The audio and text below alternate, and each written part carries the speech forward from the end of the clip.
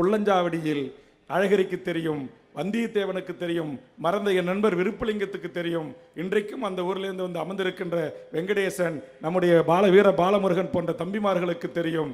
அங்கு குள்ளஞ்சாவடியிலேயே நூற்றுக்கணக்கான விடுதலை புலிகளும் ஏனைய அமைப்பினரும் தங்கி அவர்களுக்கான எல்லா வசதிகளையும் ஏற்படுத்தி தந்து கடல் வழியாக சில உதவிகளை பள்ளி பருவத்தில் இருந்து 10 வயதிலிருந்து செய்தவன் வேல்முருகன். இது எங்களுக்கு இன்றைக்கு நேற்று அரசியலுக்காக, பிழைப்புக்காக, நடிப்புக்காக, வசனம் பேச வேண்டும் என்பதற்காக இல்லை.